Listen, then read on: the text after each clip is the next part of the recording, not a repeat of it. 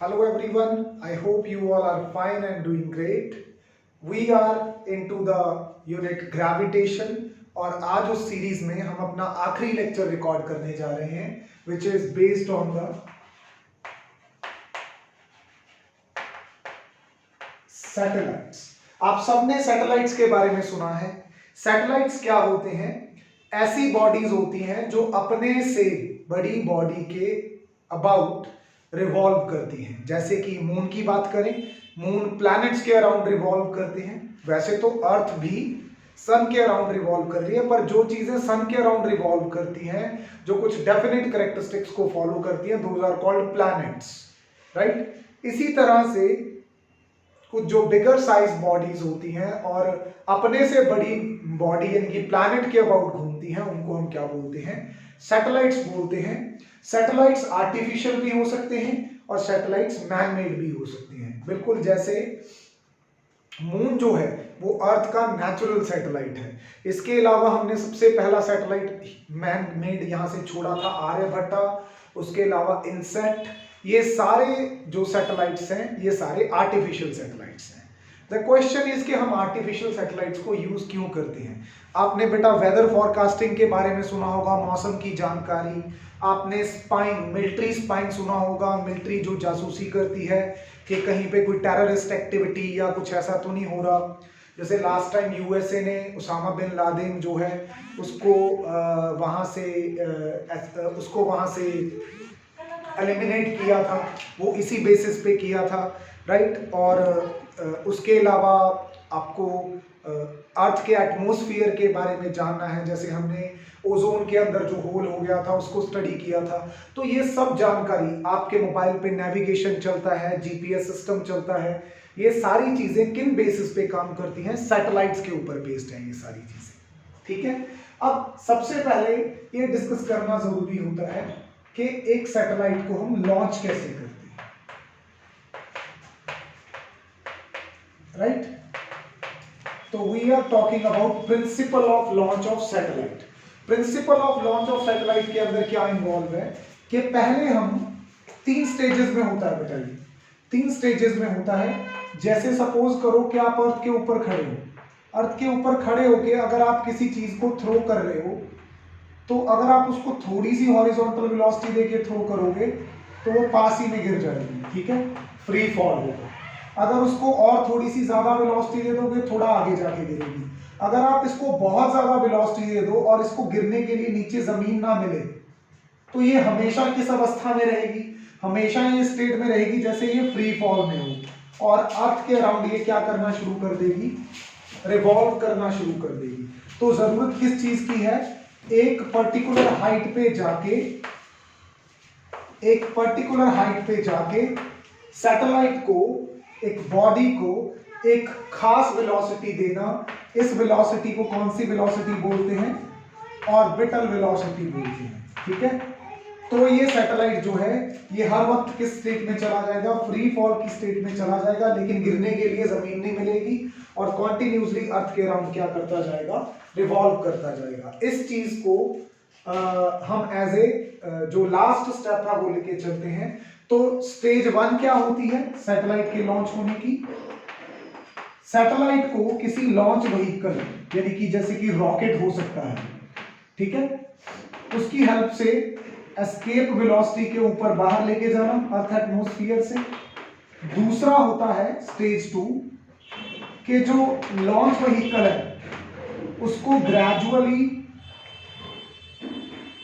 Gradually tilt करते जाना और स्पीड उसकी इंक्रीज करते जाना। देखिए एक बात को समझिए, जैसे आप किसी कार में जा रहे हैं, सपोज कार की स्पीड 60 किलोमीटर पर आवर है, तो आप उसी स्पीड से कार के साथ जा रहे हैं, कार के अंदर बैठे हुए, तो आपकी स्पीड भी कितनी है? 60।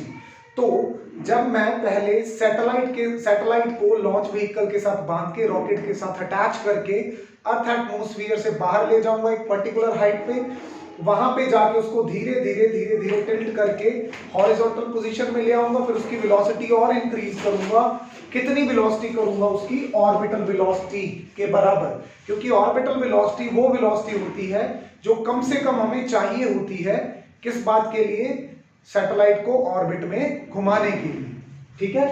और तीसरी बार हम क्या कर देते हैं स्टेज 3 में जाके कि जब जो वेलोसिटी होती है या जो स्पीड होती है वो इक्वल हो जाती है किसके, ऑर्बिटल स्पीड के, तो हम वहां से उसको क्या कर देते हैं, लॉन्च कर देते हैं। So this is the way how do we launch satellites. Okay, सबसे इंपॉर्टेंट चीज क्या है, सबसे इंपॉर्टेंट चीज है सैटेलाइट को एक पर्टिकुलर वेलोसिटी देना ताकि वो ऑर्बिट में, एक स्टेबल ऑर्बिट में घूम सके। उसको कौन सी वेलोसिटी बोलते हैं, ऑर्बिटल वेलोसिटी बोलते हैं। तो अभी हम जो एक्सप्रेशन डिराइव करेंगे सबसे पहले और सबसे important, that is orbital velocity, ठीक है। ऑर्बिटल वेलोसिटी क्या होती है, वो minimum velocity which is required to put a satellite in stable orbit,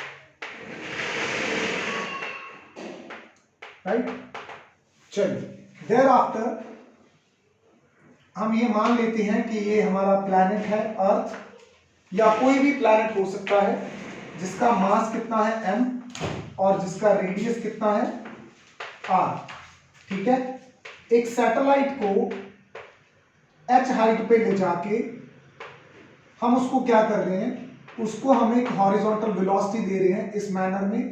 तो ये जो सैटेलाइट है ये कॉन्टिन्यूसली फ्री फॉल की स्टेट में चला जाएगा और अर्थ के अबाउट एक फिक्स ऑर्बिट में घूमने लगेगा, राइट। तो हमारा क्वेश्चन ये है कि इसको जो घूमने के लिए एक r प्लस एच हाइट पे, सेंटर से, अर्थ के सेंटर से r प्लस एच जो इसकी हाइट है, लेट्स से स्मॉल r, उसमें घूमने के लिए इसको बोल दिया है, तो इसको कितनी वेलोसिटी चाहिए होगी। देखिए बेटा, एक बात हम जानते हैं कि ये इसके अराउंड सर्कुलर मोशन में है। अब जब कोई बॉडी सर्कुलर मोशन में होती है तो उसको सर्कुलर मोशन में रहने के लिए कौन सी फोर्स या कौन सी एक्सेलरेशन चाहिए होती है, उसको चाहिए होती है सेंट्रीपिटल फोर्स और सेंट्रीपिटल एक्सेलरेशन। तो यहाँ पे जो सेंट्रीपिटल फोर्स है जिसकी इसको जरूरत है, वो सेंट्रीपिटल फोर्स इसको किसने प्रोवाइड की होगी, ग्रेविटेशनल फोर्स, कोई तो सोर्स होगा ना। Centripetal force is not a direct force, कोई और फोर्स होती है जो सेंट्रीपिटल फोर्स का रूप लेती है, ठीक है। तो यहाँ पे वो फोर्स कौन है, ग्रेविटेशनल फोर्स है। किस किस के बीच में, अर्थ के बीच में, और जो यहाँ पे m मास का, स्मॉल m मास का हमने सैटेलाइट लॉन्च किया है। अब gravitational centripetal force mv² bye small r हमें पता है कैपिटल R बाय h के बराबर है। ग्रेविटेशनल फोर्स जो है वो किसके बराबर होती है, कैपिटल G कैपिटल M। किस किस के बीच में देखनी है, प्लैनेट और सैटेलाइट के बीच में, और इनके बीच में डिस्टेंस कितना है, r प्लस h, कितना बन गया, स्मॉल r। अगर आप इसको यहां से सॉल्व करेंगे तो अल्टीमेटली आपके पास एक्सप्रेशन बचेगा gm बाय स्मॉल r, या it is better to write this, ठीक है, समझ गए आप। तो ये एक्सप्रेशन है हमारे पास ऑर्बिटल वेलोसिटी का, राइट। यहां से पता चलता है कि जो ऑर्बिटल वेलोसिटी होती है वो independent of mass of satellite होती है, यानी कि ये मैटर नहीं करता कि आपके सैटेलाइट का मास कितना है, क्या मैटर करता है, प्लैनेट का मास कितना है और उसके सेंटर से टोटल हाइट कितनी है, टोटल डिस्टेंस कितना है। ओके, अच्छा, इसी में अगर एक्सप्रेशन में मैं कैपिटल GM को GR² के बराबर पुट कर दूं तो ये एक्सप्रेशन क्या बन जाएगा, this will become GR² by R plus H, ठीक है। So this is also correct. अब कोई अगर ये सोच रहा है कि ये कहां से आया, तो मैंने ये acceleration due to gravity on the surface of any planet के एक्सप्रेशन से दिया है, GM बाय R² से, तो वहां से GM क्या आ गया, GR² के बराबर, right. So this was the expression for orbital velocity of a satellite. Orbital velocity of a satellite जो है, अगर इसका आप एक स्पेशल केस करें, स्पेशल केस क्या हो सकता है कि suppose if the planet is very near to the surface, ठीक है,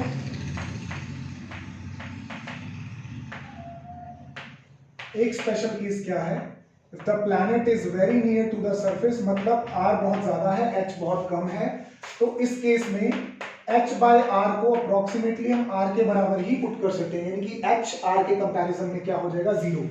तो ऑर्बिटल वेलोसिटी के एक्सप्रेशन क्या बनेंगे, या तो ये बनेंगे gm बाय कैपिटल R, या फिर जब ये बन जाएगा हमारे पास, यहां हो जाएगा जी आर स्क्वायर और नीचे आ जाएगा r, एक r के साथ एक r कैंसिल करेंगे तो अल्टीमेटली ये बन जाएगा under root G by R. ठीक है, ये एक्सप्रेशन बन जाएगी यहां पे।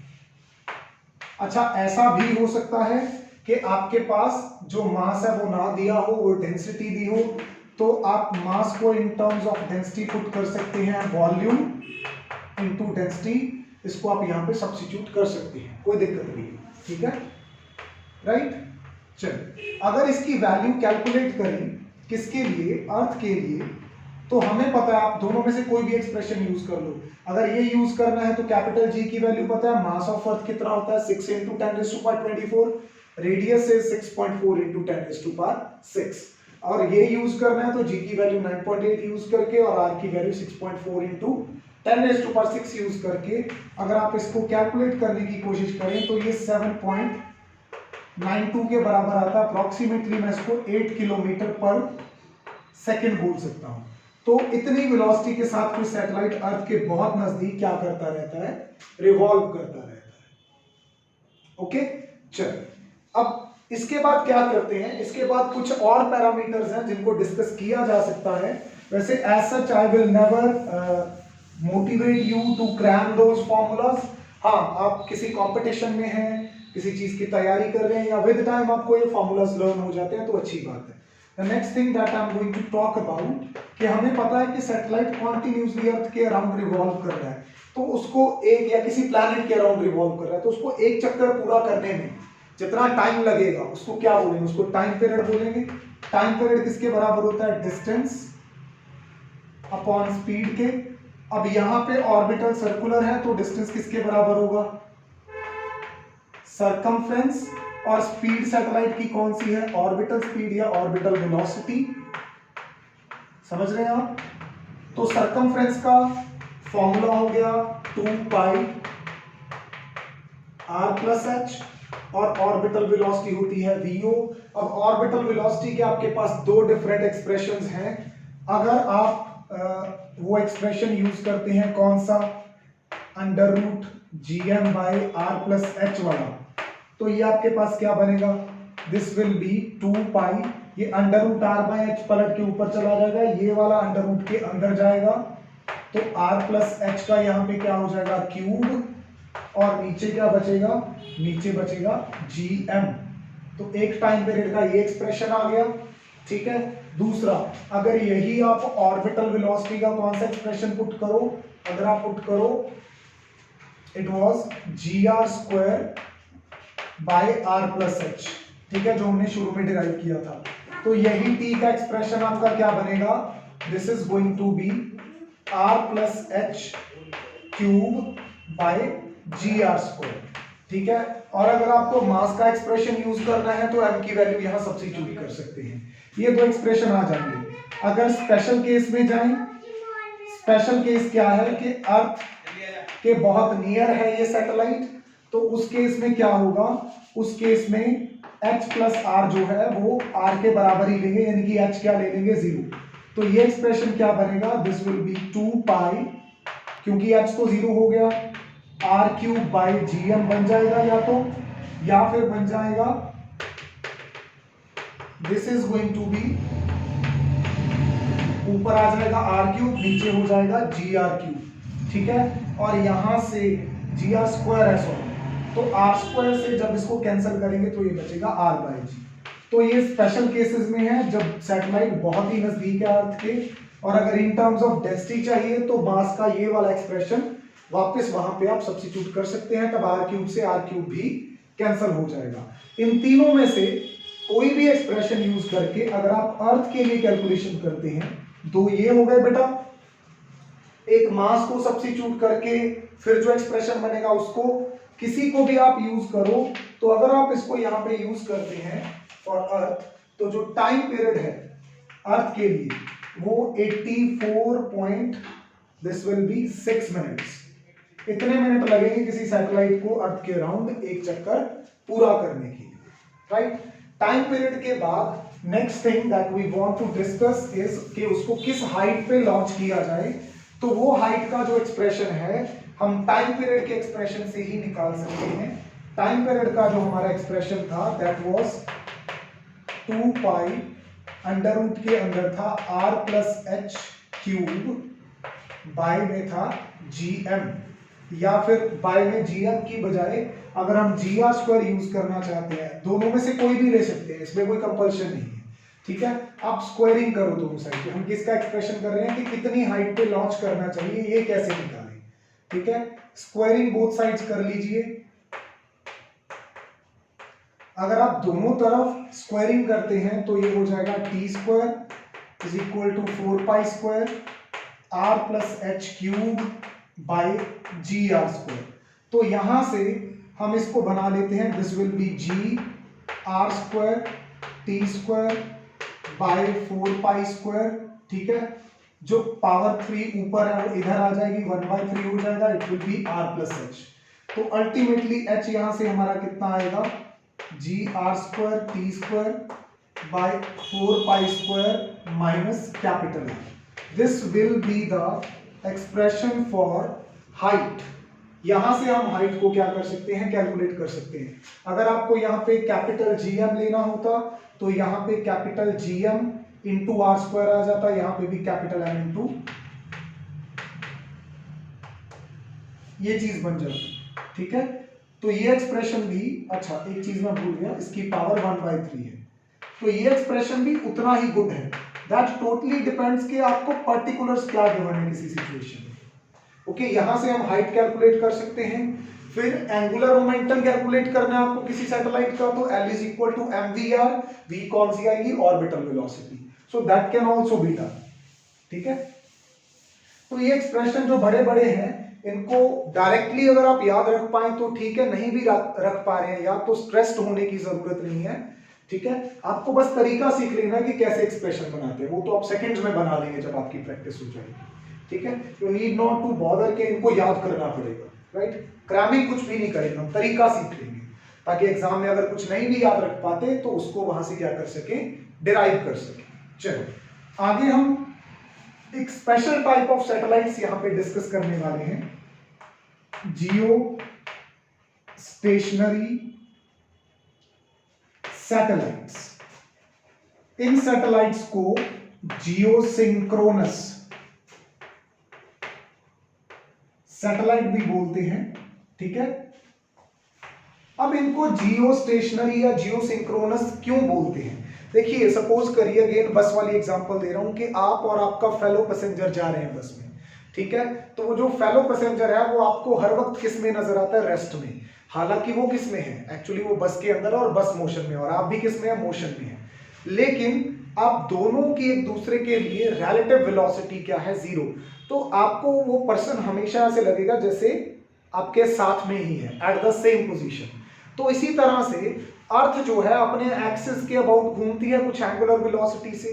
चलिए एंगुलर वेलोसिटी नहीं याद, ये तो पता है कि अपने एक्सिस के अबाउट जब वो घूमती है तो उसको एक रोटेशन कंप्लीट करने में 24 घंटे लगते हैं। अब इमेजिन करो एक ऐसा सैटेलाइट है जो अर्थ के इक्वेटर के ऊपर घूम रहा है, इक्वेटर लाइन के ऊपर, और उसी मैनर में घूम रहा है जिस मैनर में अर्थ घूम रही है, उतनी ही एंगुलर स्पीड से घूम रहा है जितनी एंगुलर स्पीड से अर्थ घूम रही है, मतलब उसको भी 24 घंटे लग रहे हैं। तो मेरी नजर यहाँ पे है, मैं इसको देख रहा हूँ, अब मैं भी घूम रहा हूँ, ये भी घूम रहा है, तो मेरे को ये हर वक्त एक ही जगह पे नजर आएगा, ठीक है, वहीं पे। तो इस ऐसे सैटेलाइट्स को हम कौन से सैटेलाइट बोलते हैं, जियो स्टेशनरी सैटेलाइट या जियो सिंक्रोनस सैटेलाइट्स, जिनका टाइम पीरियड क्या होता है, उतना ही होता है जितना अर्थ का होता है, जो अर्थ के साथ सेम इक्वेटोरियल प्लेन में घूमते हैं, ठीक है, राइट।